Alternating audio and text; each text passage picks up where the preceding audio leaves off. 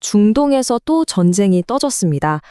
다들 또 길어지겠구나 생각하시죠? 그런데 오늘 우리가 파헤쳐볼 분석은요, 완전히 다른 이야기를 합니다. 이건 시간과의 전쟁이고 생각보다 훨씬 빨리 끝날 수밖에 없다는 건데요. 왜 그런지 지금부터 한번 제대로 뜯어보겠습니다. 네, 맞아요. 많은 분들이 우크라이나 전쟁처럼 또 하나의 지루한 장기전이 될 거다 이렇게 예측하는데요. 근데 오늘 살펴볼 분석의 핵심은 정반대입니다. 이 전쟁은 길어질 수가 없다. 아니, 왜 그렇게 단언하는 걸까요? 그 근거들을 지금부터 하나씩 보여드릴게요. 그러니까 이 전쟁이 처음부터 짧게 끝나도록 설계되었다는 겁니다. 와, 정말 파격적인 주장이죠? 중동의 그 복잡한 상황을 생각하면 이게 선뜻 이해가 잘 안 되실 텐데요. 그 놀라운 논리의 첫 번째 실마리 바로 이겁니다. 자, 첫 번째 이유는 놀랍게도 바로 이란, 자기 자신에게 있습니다. 이 호르무즈 해협을 봉쇄한다는 아주 극단적인 카드가 있잖아요. 이 분석에 따르면요, 이건 사실상 경제적인 자살행위에 가깝다는 겁니다. 겉으로 보이는 강한 모습과는 전혀 다른 이란의 아주 치명적인 약점이 여기에 숨어 있어요. 자, 이 그래프를 한번 보세요. 정말 충격적인 현실이 그대로 드러나죠? 이란이 겉으로는 되게 자급자족하는 강한 나라처럼 보이잖아요. 그런데 실상은 주요 식량의 수입 의존도가 정말 어마어마합니다. 보세요. 대두가 95%, 식물성 기름이 91%, 옥수수는 89%, 심지어 주식인 쌀조차 77%를 수입에 의존하고 있어요. 그런데 자기들 생명줄이나 다름없는 호르무즈 해협을 스스로 막는다? 이게 대체 무슨 의미일까요? 근데 상황을 더 심각하게 만드는 게 바로 이 숫자예요.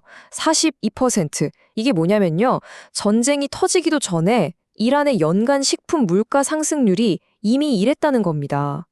이미 쌀 가격은 7배, 다른 생필품 가격도 3배나 폭등한 상태였어요. 이런 불만 쌓인 상황에서 식량 수입길까지 딱 막혀버린다? 내부 혼란은 불보듯 뻔한 거죠. 이게 식량 문제뿐만이 아니에요.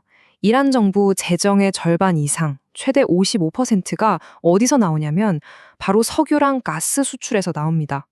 그런데 그 수출길이 어딘가요? 바로 호르무즈 해협이죠. 이걸 막는다는 건 그냥 정부의 돈줄을 스스로 끊어버리는 거예요. 그리고 이란 경제의 거의 40%를 꽉 쥐고 있는 강경파, 혁명 수비대도 똑같이 자금줄이 마르는 겁니다. 그야말로 자멸적인 선택인 거죠. 자, 여기서 정말 흥미로운 지점이 나옵니다. 물리적으로 배를 막는 것만이 아니에요. 눈에 보이지 않는 경제적인 봉쇄가 동시에 아주 강력하게 작동하고 있다는 겁니다. 분석에 따르면 이 해협을 지나는 선박의 보험료가 무려 10배, 그러니까 1000% 이상 폭등해버렸어요. 자, 이 상황에서 어떤 선박회사가 그 위험을 무릅쓰고 이란으로 식량을 실어 나르겠어요. 결국 이란은 자기 손으로 식량 수입길마저 완벽하게 차단해버린 셈이 된 겁니다. 그런데 이란의 이런 경제적 자해 행위가 그들만의 문제로 끝나면 다행이게요? 전혀 아니죠. 이제 시야를 전 세계로 한번 넓혀 보겠습니다. 호르무즈 해협은 그야말로 세계 경제의 대동맥이거든요. 여기가 딱 막히면 과연 어떤 일들이 벌어질까요? 이 표 하나가 지금 상황이 얼마나 심각한지 딱 보여줍니다. 보세요. 당장 이웃나라인 이라크는 원유 생산량이 70%나 뚝 떨어졌고요. 카타르는 LNG 수출을 못해서 사상 처음으로 불가항력을 선언했어요.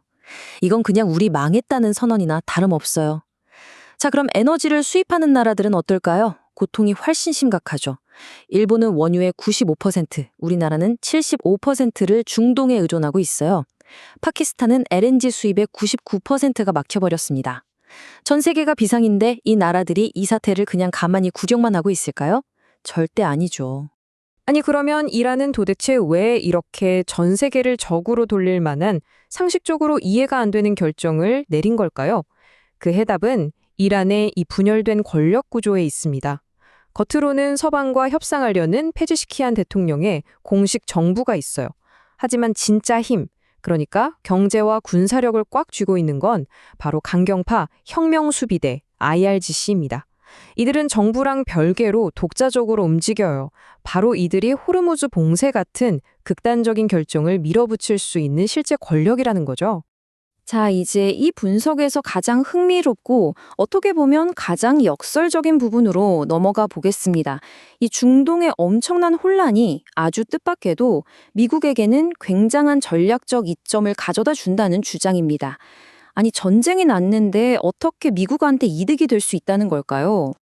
이 슬라이드를 보시면 지금 미국의 제조업 현실이 얼마나 처참한지 그냥 한눈에 보입니다. 특히 조선업을 보세요. 중국이 전 세계 시장의 53%를 장악하는 동안 미국은요, 고작 0.1%입니다. 1,000척 넘게 만드는 중국 옆에서 8척 만들고 있어요. 심지어 자기들 항구에 있는 크레인의 80%, 전 세계를 떠도는 컨테이너의 96%가 중국산이라는 사실은 미국의 공급망이 얼마나 취약한지 그냥 까발려주는 증거죠. 바로 이 지점에서 호르무즈 사태가 모든 판을 바꿔버립니다. 이 인용문이 핵심을 정확히 꿰뚫고 있죠. 이제 기업에게 핵심 질문은 에너지가 얼마나 싸냐가 아니라 에너지가 안전하냐? 이다. 자, 생각해보세요. 우리나라나 일본, 대만 같은 첨단 제조업 강국들은 에너지 공급이 딱 끊기면 공장 전체가 그냥 멈춰요. 그런데 미국은 세계 1위 산유국입니다. 에너지 자급자족이 가능하죠. 그러니까 이제 기업들은 단순히 인건비가 싸다, 관세가 어떻다 이런 걸 넘어서 에너지 안보라는 이 아주 결정적인 이유 때문에 생산기지를 미국으로 옮기는 걸 심각하게 고민하게 된다는 겁니다. 좋습니다. 그럼 이 모든 사건의 진짜 뿌리는 어디에 있을까요? 이걸 이해하려면 시간을 좀 거슬러 올라가야 합니다. 이번 분석 자료는요, 현재 위기의 씨앗이 이미 2015년에 맺어진 이란 핵 합의, 바로 JCPOA에 심어져 있었다고 지적합니다. 이 JCPOA의 가장 치명적인 문제가 바로 이 일몰 조항이라는 거였습니다. 이게 뭐냐면 이란의 핵 개발을 영구적으로 막는 게 아니라 그냥 특정 시점까지만 유예해주는 구조였어요. 이 타임라인을 보시면 2025년부터 슬슬 제한이 풀리기 시작해서 2030년이 지나면 이란이 합법적으로 핵무기 개발 직전까지 갈 수 있는 길이 열려버립니다. 자, 상상해 보세요. 그 강경파 혁명 수비대의 손에 핵무기가 쥐어진다? 이걸 막아야 한다는 절박함이 이 모든 사태의 근본적인 동력이었다는 분석인 거죠.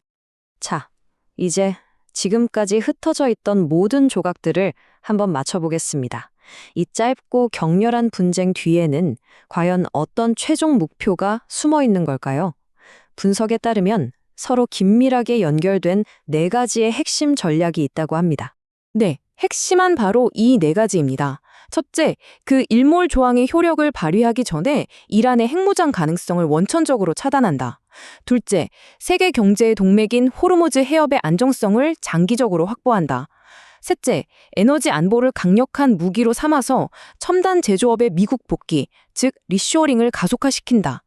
그리고 마지막으로 이 모든 사태의 주범인 혁명 수비대의 힘을 빼서 이란을 다시 국제사회의 정상적인 일원으로 끌어낸다.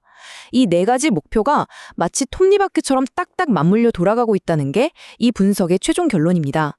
결국 이 분쟁은 단순히 중동의 어떤 국제적인 충돌 그 이상이라는 겁니다. 이란의 자멸적인 선택, 그리고 주변국들의 엄청난 압박, 여기에 미국의 전력적 이전까지 맞물리면서 장기전이 아니라 단기전으로 끝날 가능성이 높다는 분석이었는데요. 그래서 마지막으로 여러분께 이 질문을 던지고 싶습니다. 세계 경제의 가장 중요한 대동맥이 이렇게 막혔을 때 앞으로 펼쳐질 세계의 새로운 순환 시스템, 그 새로운 글로벌 무역과 권력의 지도는 과연 어떤 모습일까요? 우리 모두가 깊이 생각해 볼 만한 문제입니다.